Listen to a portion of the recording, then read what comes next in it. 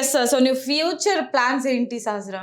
So fashion designing కదా. మ్మ్. Next ఈ degree అయిపోయిన తర్వాత మ్మ్. నేను డిజైన్ చేసిన క్లాత్స్ మ్మ్. ఒక బ్రాండ్ క్రియేట్ చేద్దామని ఉంది, నాకు ఎప్పటి నుంచో ఉంది. మ్మ్.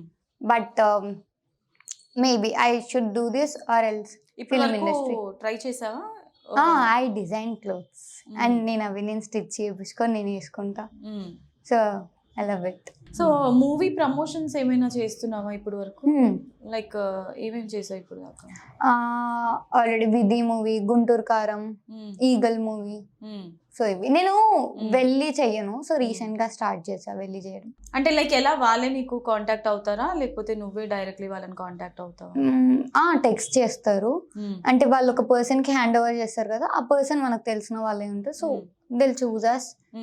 సో మనల్ని సెలెక్ట్ చేసుకున్న తర్వాత ఆ ప్లేస్ కి వెళ్తే యాక్టర్ అన్న వస్తారు, యాక్ట్రెస్ అన్న వస్తారు. సో వాళ్ళతో ఒక సాంగ్ చేయడం. ఇంకా వాళ్ళు పే చేస్తారా మరి నీకు? They'll pay us.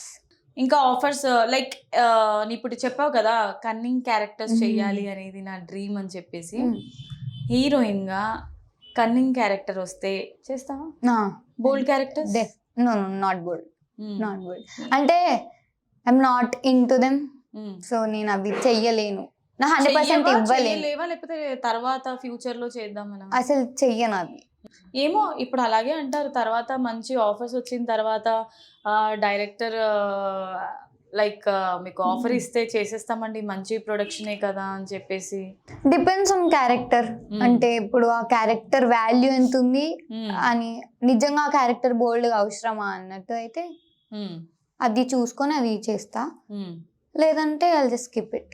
And social media influencers కి మిగతా సోషల్ మీడియా ఇన్ఫ్లుయెన్సర్ ని చూస్తే చాలా జెలస్ ఫీల్ అవుతారంట కదా, అవునా?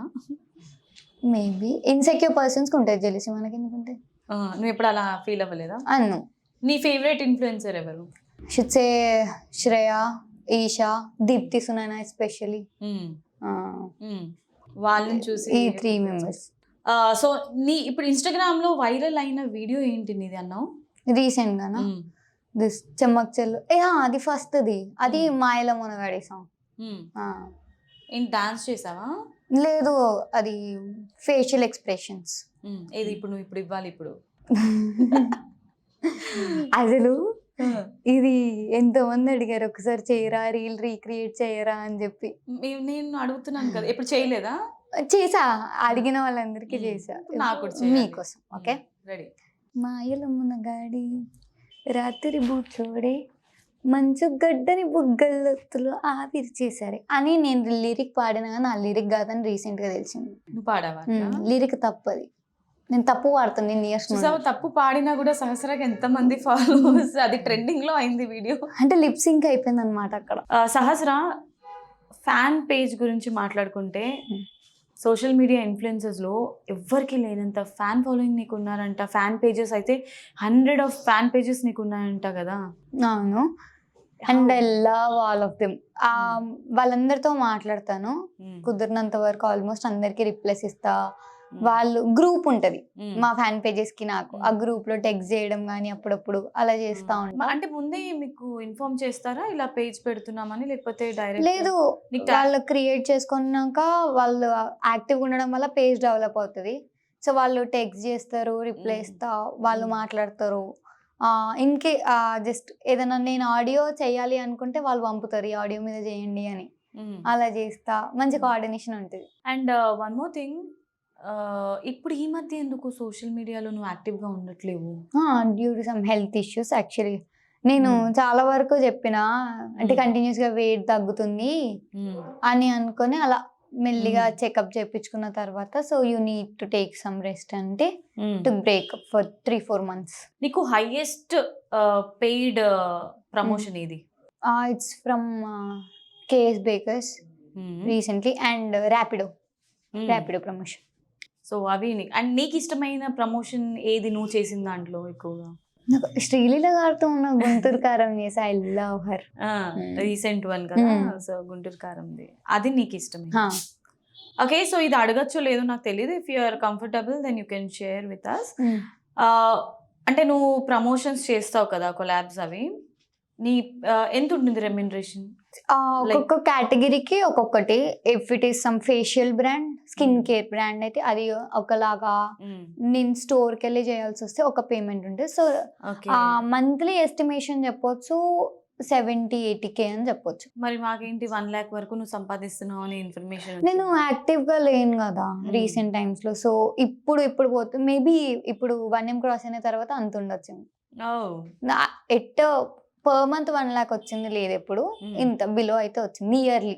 సహస్రాకి హెల్పింగ్ నేచర్ కూడా ఎక్కువే అంట కదా, ఏం హెల్ప్ చేసావు, ఎవరిని హెల్ప్ చేసావు ఇప్పుడు వరకు? నేను మోస్ట్లీ ఎక్స్పోజ్ చేసుకోను అంటే ఎవరన్నా మన మీద నించేటప్పుడు వీడియో తీసి ఎట్లా ఫీల్ అవుతారు, లోగా ఫీల్ అవుతారు. So I don't like.